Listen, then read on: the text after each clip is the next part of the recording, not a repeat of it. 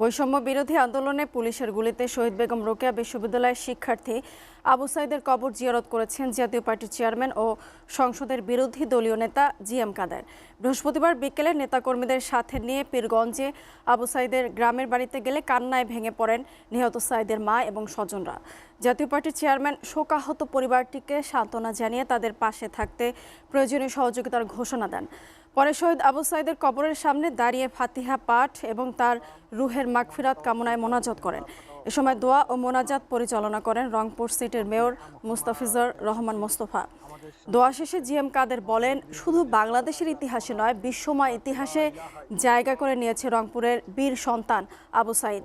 পরে তিনি আরও বলেন, রাজপথে অজস্র গুলি করে নিরীহ মানুষ হত্যায় র্যাব, পুলিশ, বিজিবির অভাব না ঘটলেও রাষ্ট্রের গুরুত্বপূর্ণ স্থাপনাগুলো রক্ষায় সরকারের কোনো প্রতিরোধমূলক ব্যবস্থা দেখা যায়নি। এসব কর্মকাণ্ডে সরকার রাজনৈতিক ফায়দা হাসিলে কোনো গোপন ইন্ধন আছে কিনা তা নিয়েও এখন জনগণের মাঝে উঠেছে।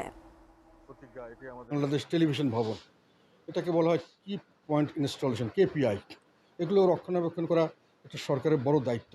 তো ওখানে গোলাগুলি করে কোনো লোক মারা যায়নি, পুলিশ এখানে কোনো বাধাও দেয়নি।